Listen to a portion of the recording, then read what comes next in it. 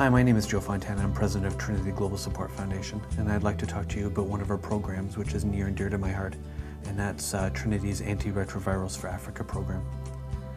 Sub-Saharan Africa, which is the place in which we donate most of our pharmaceuticals, is probably the most heavily affected region in the world by HIV and AIDS. There's an estimated 22.4 million people living in the region with HIV, and that's roughly about 2/3 of the global total. In 2008, 1.4 million people died from AIDS in Sub-Saharan Africa, and 1.9 million people became infected with HIV.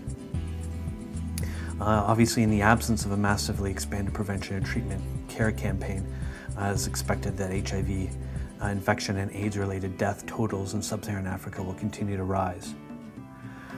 Through its impacts on the labor force, households, and enterprises, obviously AIDS has played a more significant role in the reversal of human development than any other single factor in Sub-Saharan Africa.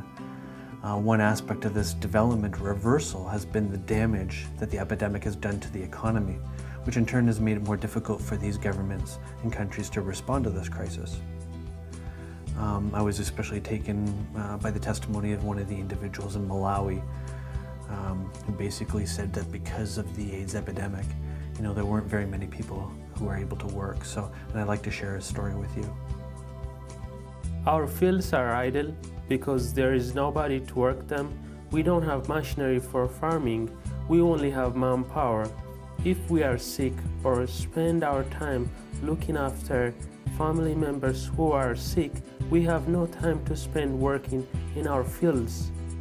Antiretroviral drugs, or ARVs as they're referred to, significantly delayed the progression of HIV to AIDS and allowed people living with HIV to live relatively normal, healthy lives.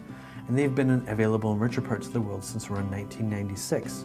However, for most Africans living with HIV, antiretrovirals are still not available.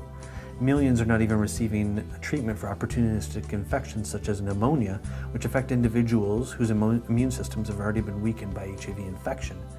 These facts reflect the world's continuing failure, despite the progress of recent years, to mount a response that matches the scale and severity of the global AIDS epidemic. However, where the world system has failed, Trinity Global Support Foundation has picked up the torch and is committed to the fight against AIDS and providing the life-extending drugs needed by HIV/AIDS patients in developing nations around the world. Trinity Global Support Foundation is pleased to announce that it has shipped millions of dollars worth of life-giving HIV antiretrovirals to Kenya. Trinity has partnered with an experienced and dedicated local organization, the Diocese of Kakamega, St. Mary's Hospital, in order to assist with the delivery and distribution of these pharmaceuticals. In the month of May, a group of individuals representing Trinity Global Support Foundation actually went to Kenya and to visit with the Diocese of Kakamega and the local hospital, St. Mary's Hospital, in order to meet some of the individuals that were receiving treatment or receiving these HIV antiretrovirals. We met with the doctors and nurses that assisted with the distribution, and we visited some of the villages in which these people live to see the impact that HIV/AIDS has had on the community, and also how we've been able to positively impact through the distribution of HIV antiretrovirals. Trinity has some very ambitious goals in 2010-2011 with respect to the campaign against HIV/AIDS.